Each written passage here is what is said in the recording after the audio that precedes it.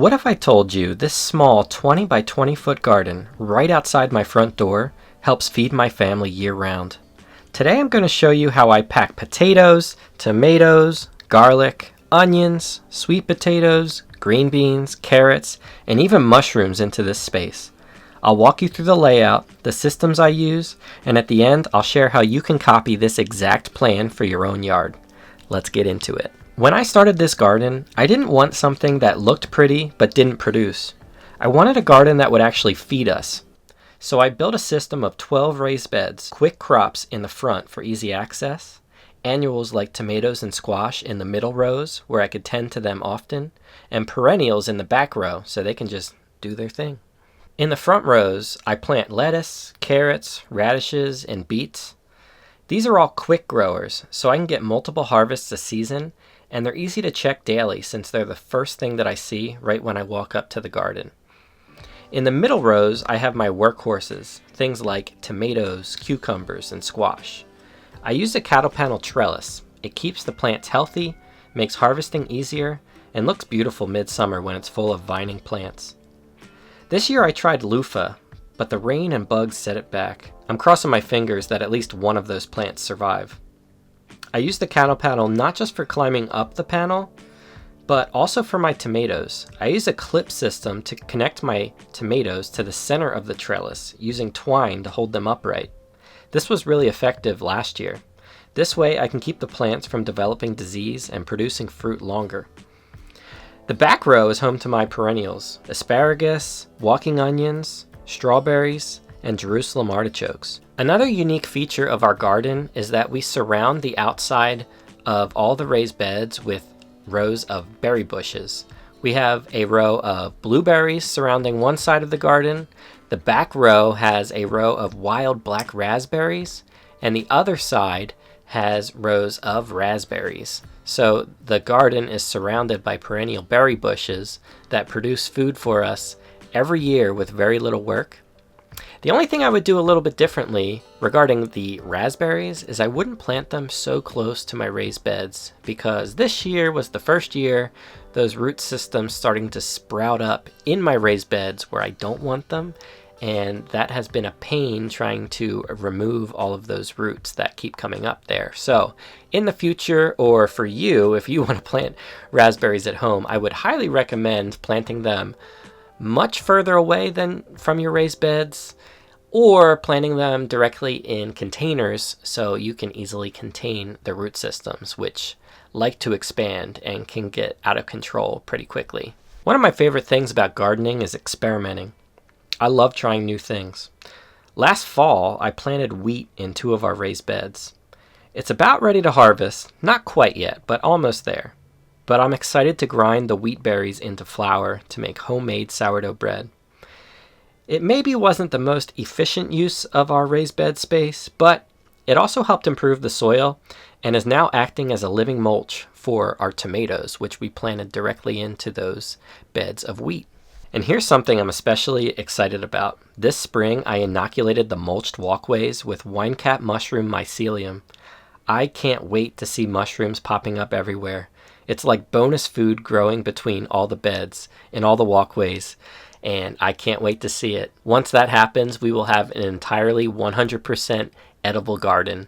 Every square foot will be producing food for us. Last year, we've harvested lots of potatoes, sweet potatoes, garlic, onions, green beans, strawberries, and carrots.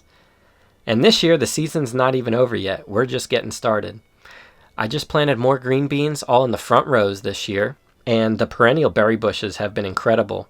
We're eating fresh raspberries every day. My son has been in heaven, going out every morning and coming back with lots of fruit. Actually, that's not true, because he's eating most of it and then not really leaving much left for any of us to have any of the berries. But at least he's very happy with all the berries. Every season, this garden teaches me something new. We started here with our first garden, and through trial and error, we've created a space that feeds us, brings us joy, and keeps us learning. One thing I've learned that I'm implementing this year is giving my plants a bit more space. Crops like tomatoes I planted just too close together in years past, and the yields weren't great. Instead of just 15 inches apart This year I gave them a good 2 feet of space apart. This will increase our yields and produce healthier plants. Especially with the wheat cover crop, I'm hoping to have a great tomato season this year. We really want to can as much salsa and tomato sauce as possible. One of the ways I've been able to grow even more food in a limited space is by using containers, specifically grow bags and vertical towers like our greenstock planters. In the past, I've grown tomatoes and potatoes in 10-gallon grow bags and peppers in 5-gallon grow bags. I love using containers for crops that take a long time to mature. It frees up my raised beds for things that need more frequent attention or quicker harvests. It's all about maximizing the space I do have.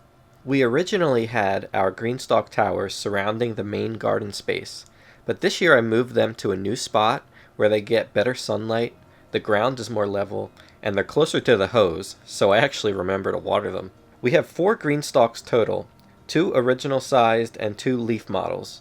Last year, one of our leaf greenstalks was filled with strawberries, but after a late frost, none of them came back.